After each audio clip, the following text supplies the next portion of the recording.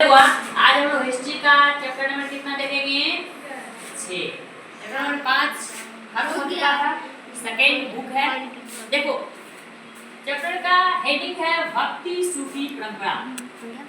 इसमें हम लोग मुख्य रूप से पढ़ेंगे भक्ति आंदोलन के बारे में। किसके बारे में पढ़ेंगे हुआ भक्ति आंदोलन। अच्छा आंदोलन का मतलब क्या होता है हुआ रे कुछ चीज हाँ बोलोगे सर जी भक्ति के लिए फटम फटी करेंगे फैटम फैटम नहीं भक्ति आंदोलन ये बात देखो प्राचीन काल की हम बात कर रहे थे। प्राचीन काल में जो सबसे प्रचलित धर्म था और इसमें कोई संदेह की बात नहीं है कि प्राचीन काल में जब प्रचलित धर्म की बात आएगी तो प्रचलित धर्म कौन सा धर्म होगा पता धर्म होगा हिंदू। स्वाभाविक सी बात उस समय सबसे बड़ा चलने वाला कौन धर्म हिंदू धर्म था। प्रचलित धर्म हिंदू था। तो उस समय जो प्रचलित धर्म था ना बुआ रे प्रचलित धर्म में बहुत सारे कुरीतियां थी। क्या थी बुआ रे कुरीतियां थी। कुरीतियां समझते हो बुआ रे कुरीतियां समझते हो खराब रीति जिससे लोगों की अच्छाई के लिए ना हो जो लोगों के हक में ना हो। जैसे बोलो क्या सर जी तुमको हम बताएंगे बुआ रे पहले जमाने में जातिवाद था क्या था यस या नो हाँ क्या पहले जमाने में छुआछूत था क्या हाँ यस या नो यस बताओ ये क्या हम लोग के लिए एक कुरीतियां हुआ कि नहीं हुआ क्या पहले जमाने में बाल विवाह होता था। कितनी गंदी बात है कि बच्चों को बचपन में शादी कर दिया जाता था उसके साथ साथ शादी कर दिया जाता था। इसके साथ साथ ये भी होता है कि विधवाओं के लिए फिर से शादी करने का प्रथा नहीं था। पुनर्विवाह नहीं होता था। छुआछूत माना जाता था। सती प्रथा कितना खतरनाक कितना गंदा प्रथा दर्दनाक प्रथा था। एक पत्नी को अपने पति की चिता पे जिंदा जला दिया जाता था। एक पति के चिता पे पत्नी को जिंदा जला दिया जाता था। ये सब उस समय की बहुत सारी कुरीतियां थी। इसी कुरीतियां को देखते हुए लोग धीरे धीरे हिंदू धर्म को छोड़ना शुरू कर दिए। हिंदू धर्म को छोड़ के कौन सा धर्म बना हुआ जैन धर्म बना। तुम पढ़ाओ जस्ट पढ़ो जैन धर्म बना बौद्ध धर्म बना। इसी के साथ साथ तुम लोग सुना होगा सिख धर्म का उद्भव हुआ कबीर पंथी का उद्भव हुआ। कबीर पंथी समझते हैं जो कबीर को मानते हैं और जो कबीर पंथी होते हैं वह भगवान को नहीं मानते हैं। वो कहते हैं सबसे बड़ा गुरुदेव होता है गुरु को ही मानते हैं। गुरु नानक हुआ ये सब जो हुआ इन्होंने जैसे जैसे इस धर्म में आडंबर देखा इस धर्म में कुरीतियां को देखा उन्होंने क्या किया इस कुरीतियां को सुधारने के लिए अगर मान लो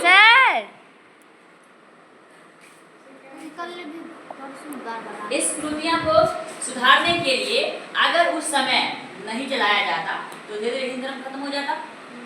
अगर उस समय भक्ति आंदोलन नहीं चलता इस कुरीतियां में सुधार नहीं लाया जाता तो क्या होता हिंदू धर्म खत्म हो जाता धीरे धीरे। तो हिंदू धर्म को बचाने के लिए उस कुरीतियां को दूर करने के लिए लोगों ने क्या किया आंदोलन चलाया और यही आंदोलन क्या कहलाया भक्ति आंदोलन। और तुमको पता है कि पहले जमाने में कौन व्यवस्था बहुत ज्यादा ब्राह्मणवादी व्यवस्था यही ना ब्राह्मणवादी व्यवस्था बहुत ज्यादा था। और इसमें क्या होता था कि किसी एक धर्म में किसी एक को श्रेष्ठ माना जाता किसी एक जाति को श्रेष्ठ माना जाता। 4 जाति होता था सबसे ब्राह्मण को श्रेष्ठ माना जाता था। और तुम लोग देखा होगा तुमको बताए थे एक चंडाल होता था बताए थे ना। चंडाल का स्थिति क्या था जब वो गांव में जाता तो आगे क्या मानता था तो बताओ कितना कष्ट होता होगा।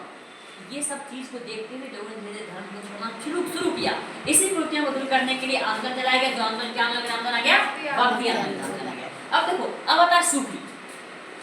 उसी दौरान ये जो भक्ति आंदोलन होता है ये भारत में लगभग 6वीं शताब्दी के बाद आरंभ होता है। कब से 6वीं शताब्दी के बाद से आरंभ होता है। तो उसी दौरान भारत में क्या हुआ मुस्लिम का भी आगमन हुआ। किसका आगमन हुआ मुस्लिम का आगमन हुआ। जब मुस्लिम का आगमन हुआ तो हिंदू मुस्लिम में एकता बनाना जरूरी है।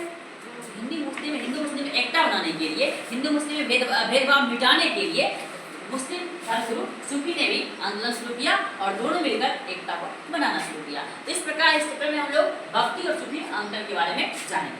अब लोग जानते हो कि वो वाले कि भक्ति आंदोलन को 2 भागों में बांट दिया गया था। कितने भागों में बांट दिया गया था 2 भागों में। सबसे पहले दक्षिण भारत में उसके बाद उत्तर भारत में। कल बताए थे ना उसमें लिखा हुआ था बोले दक्षिण भारत में। उसके बाद दूसरा उत्तर भारत। इसी को हम लोग पढ़ेंगे दक्षिण भारत का भक्ति आंदोलन फिर पढ़ेंगे उत्तर भारत का।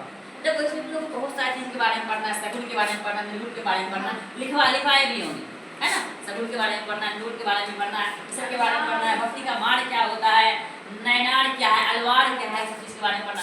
और सेकेंड बुक का इंपॉर्टेंट चैप्टर, जो सेकेंड तुम्हारा बुक है, वो सेकेंड बुक का वेरी इंपॉर्टेंट चैप्टर है। अब देखो, अब हम लोग तुम पूछोगे सर कि भक्ति अमृत होने का क्या कारण है, क्यों हुआ भक्ति अमृत? अभी जस्ट जाना, समाज में बहुत सारी कुरीतियां फैली हुई थी। कौन कुरीतियां थे बुआ? जातिवाद था क्या? छुआछूत था क्या? ब्रह्मवादी व्यवस्था था क्या? वर्ण व्यवस्था था क्या? वर्ण व्यवस्था समझते हो ना? चलो, इसके साथ साथ क्या विधवाओं की पुनर्विवाह होता था? नहीं। लोग विधवा को देखना पसंद नहीं करता था, कहता था किसी वजह से विधवा को देख लोगे तो आदमी खराब चल जाएगा, है ना। विधवाओं को व्हाइट कलर का साड़ी बना दिया जाता था, कैसे नो क्या जाता था ना, हाँ। अलग पहचान देने के लिए। क्यों? ये सब गलत तरीके थे कि ना। चलो, इसके साथ साथ वो सटीक पड़ता, ये सब त्रुटियां थी, इस वजह से भक्ति आंदोलन, ठीक है।